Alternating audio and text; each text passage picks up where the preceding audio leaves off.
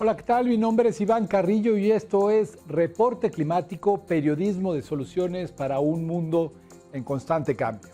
Semana a semana nos reunimos aquí con especialistas de América Latina que se dedican a comprender el mayor desafío de nuestros tiempos, la alteración del clima. Una de las herramientas más poderosas para hacerle frente a dicho fenómeno es la vegetación forestal. Los bosques, por ejemplo, no solo nos ayudan a adaptarnos a los impactos irreversibles del calentamiento de la Tierra, sino que también contribuyen a mitigar el efecto invernadero de gases como el dióxido de carbono. En el episodio de hoy, Emilio Vilanova nos explicará cuál es el principio básico detrás de este servicio ecosistémico y su verdadero potencial en la lucha contra el cambio climático. Él es analista de carbono forestal en la Wildlife Conservation Society y conversará con nosotros luego de un recorrido global por la actualidad climática.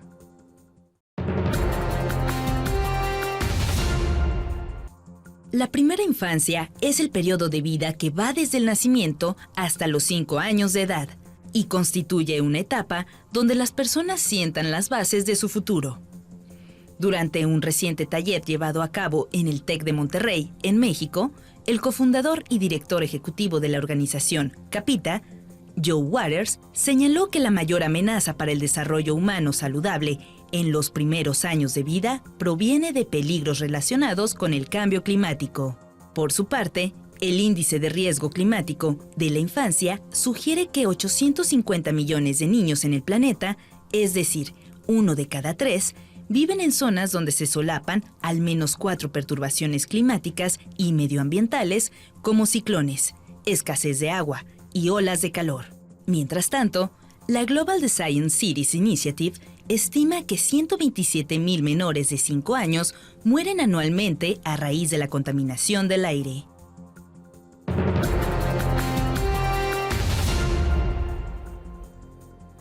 A principios de junio de este año, Canadá reportaba cientos de incendios forestales activos y decenas de miles de personas evacuadas debido a la emergencia. Tan solo en la provincia de Quebec, al cierre de esta nota, había 800,000 hectáreas afectadas por 150 fuegos simultáneos. 90 de ellos estaban fuera de control. Según el portal Euronews, Portugal, Francia y España enviaron ayuda para luchar contra las llamas. Los refuerzos también llegaron de Estados Unidos, país donde el humo proveniente de Canadá alteró la calidad del aire en la región noreste, impactando en más de 111 millones de habitantes. Ciudades como Nueva York y Washington estuvieron alerta por la contaminación que quedó registrada en fotografías que se hicieron virales en redes sociales.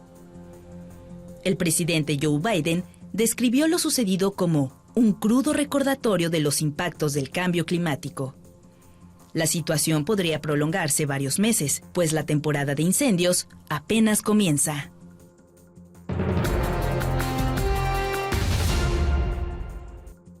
Los páramos de los Andes son ecosistemas de tundra que se ubican entre los 3.100 y los 5.000 metros sobre el nivel del mar aproximadamente, justo por encima de los bosques y debajo de la línea de nieve. Colombia es el país con mayor extensión de páramos en todo el mundo, y aunque ocupan solo el 1.7% del territorio nacional, producen el 85% del agua potable. Se trata de ecosistemas muy frágiles y altamente vulnerables al cambio climático. Por ello, un grupo encabezado por 350 mujeres decidió protegerlos, y en el marco del proyecto Guardianas del Bosque, lograron restaurar 30 hectáreas de páramo. De estas, 18 corresponden a zonas reforestadas, 6 son áreas de captación de acueductos y nacimientos de agua, y otras 6 coinciden con arreglos agroforestales. El proyecto concluyó en diciembre de 2022 y, de acuerdo con la Corporación Mundial de la Mujer Colombiana, logró mejorar las capacidades del sector femenino en el departamento de Boyacá, aumentando su participación en la gestión y trabajo del territorio.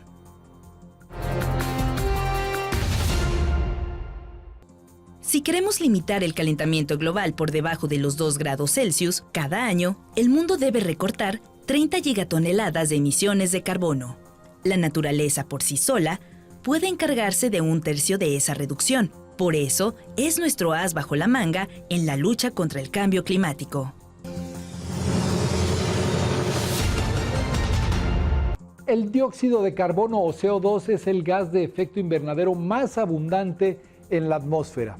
Su exceso proviene de la quema de combustibles fósiles, pero por fortuna los ecosistemas terrestres pueden atraparlo en forma de carbono forestal. Bueno, el carbono forestal es el resultado del proceso natural de fotosíntesis, de crecimiento de las plantas. Todo lo que las plantas crecen lo almacenan como productos en su biomasa, es decir, en sus tejidos, y ese carbono que es absorbido de la atmósfera, eventualmente, dependiendo de muchísimas condiciones ambientales, se convierte en un reservorio de carbono, tanto en la vegetación como en el suelo. El carbono forestal, digamos, representa la suma de toda esa biomasa, la del suelo, la de la vegetación, la de las raíces, la de lo que llamamos biomasa muerta, es decir, las ramas que quedan en el suelo, la hojarasca, todos los productos de descomposición de cualquier bosque que crece y se desarrolla. Los bosques jóvenes son los grandes campeones de la captura de carbono, ya que sus árboles en crecimiento lo aprovechan rápidamente. Digamos, lo que hacen los árboles, las plantas de almacenar carbono, es reducir la cantidad de carbono que está en la atmósfera. Por ese lado es un elemento fundamental para mitigar cambio climático. Alrededor del 30% más o menos de la cantidad de carbono que hay en la atmósfera es absorbido por los bosques en el mundo. Y eso implica que hay una gran proporción de las soluciones a mitigar el cambio climático relacionadas a la naturaleza directamente a los bosques en particular. No obstante, esta capacidad se encuentra actualmente en riesgo. Por razones naturales como el propio cambio climático, que reduce la capacidad de almacenamiento producto de sequías, que hacen que aumente la mortalidad de los árboles. Pero eso va variando dependiendo del tipo de bosque y dependiendo del año, de la época en el tiempo. Y la otra amenaza principal tiene que ver el cambio de uso de la tierra o la deforestación y la degradación, que hace que ese carbono que ha sido almacenado se libere producto de ese fenómeno. De hecho, se estima que la principal fuente de emisiones de carbono en muchos países tropicales es la pérdida de bosques. En América Latina es un poco, bueno, ha sido cuesta arriba reducir la deforestación. La economía globalizada crea presiones altísimas en muchos lugares para que los bosques sean transformados a otros usos más rentables.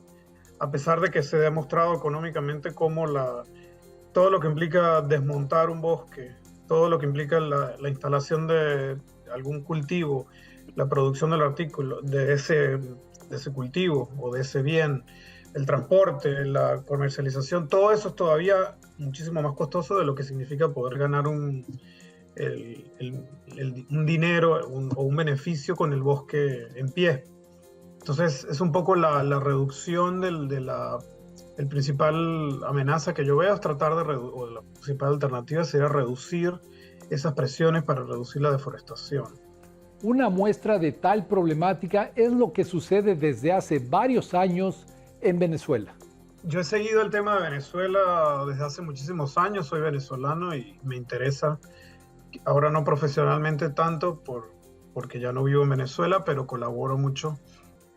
Venezuela aún es un país con una altísima proporción de bosques, más de casi la mitad del país está cubierto de bosques, la mayoría al sur, mirado a gran escala, conectado con la región amazónica,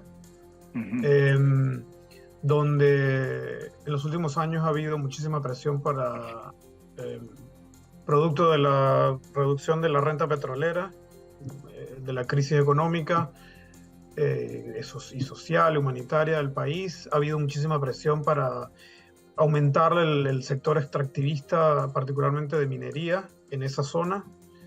En 2016 se crea el llamado Arco Minero del Orinoco, que destina casi 12% del país para la extracción de minerales. En este sentido, la fiebre por un metal en particular se ha extendido a diversos países. El crecimiento, particularmente en América del Sur, de la demanda por oro ha tenido un efecto gravísimo en los últimos años en países de muchísima extensión tropical como Brasil, Perú, Venezuela.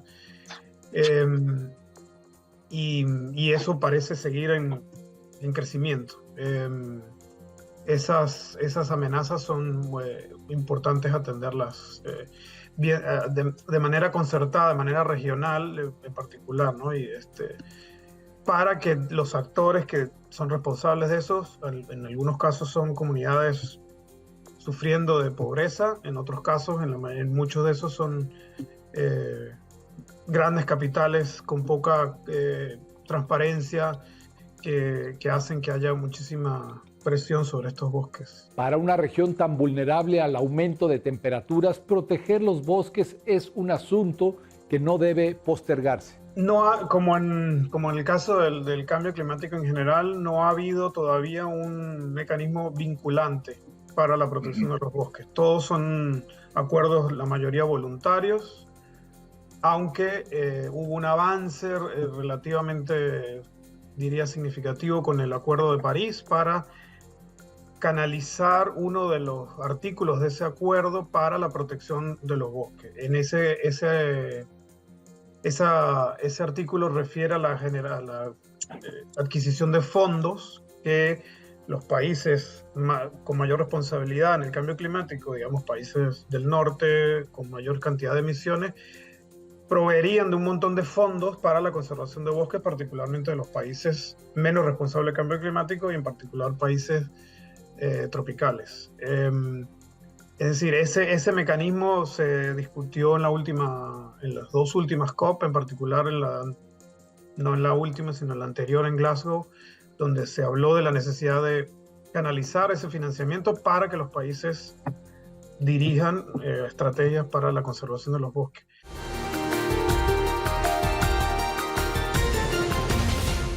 El costo de no hacer nada frente al calentamiento global es muy alto. Pese a ello, los países se están quedando cortos con sus flujos financieros para atender la crisis, pues estos son de 3 a 6 veces menores de lo que deberían ser.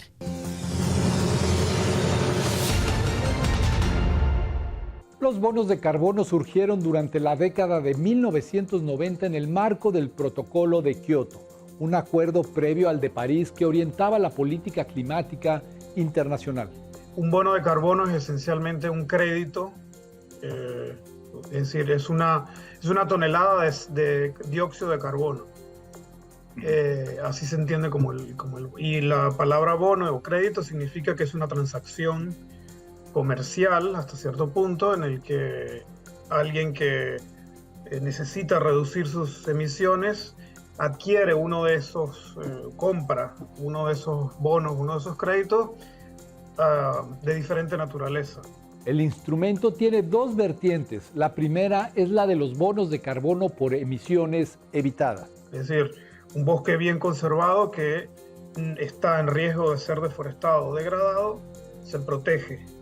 Esa protección implica una determinada cantidad de carbono que potencialmente sería eliminado por la deforestación, y esa cantidad de carbono se traduce en esos créditos y alguien paga por esos créditos.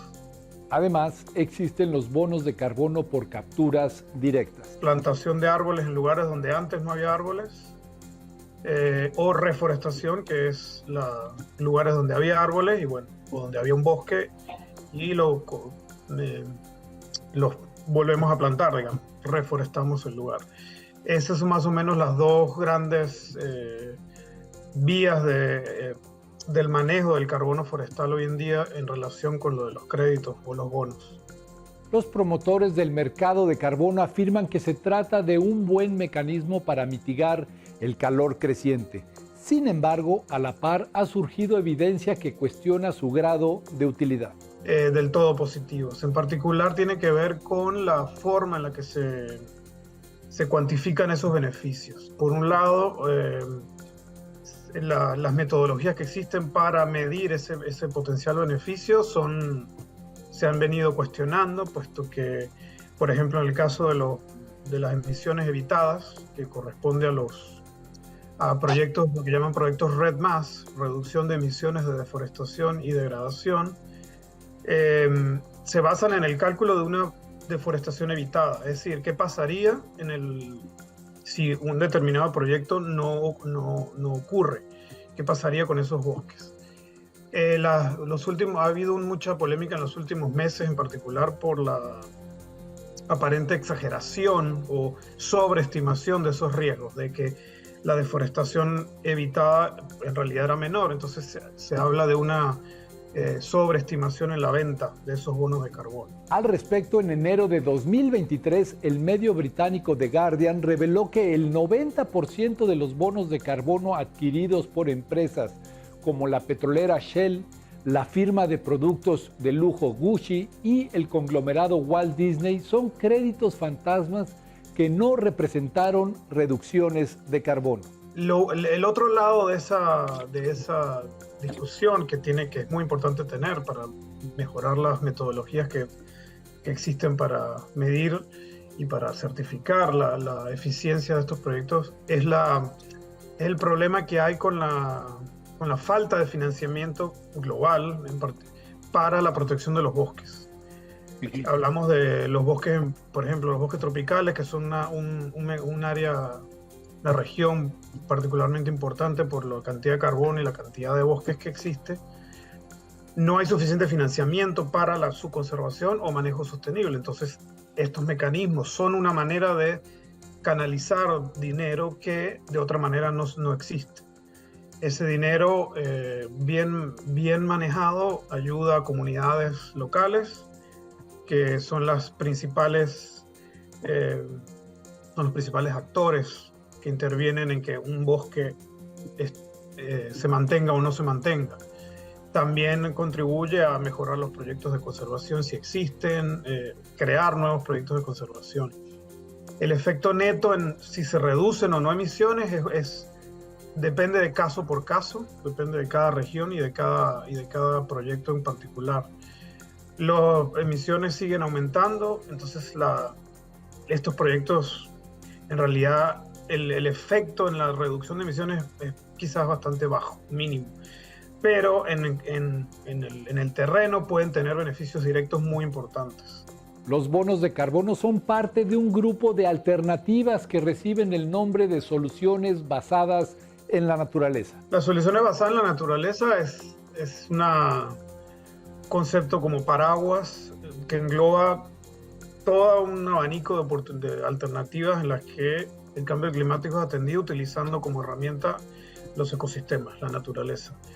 Las plantaciones de árboles, es decir, la reforestación o la aforestación, la protección o conservación de los bosques, el manejo sostenible de los bosques, conservación de áreas de manglares, por ejemplo, para lo que se conoce como el carbono azul, todo el carbono almacenado en las zonas costeras, protección de herbazales naturales, protección de sabanas, restauración ecológica es uno de los grandes pilares de todas estas soluciones basadas en la naturaleza. Estamos en una década, la década de la restauración, mundial de la restauración.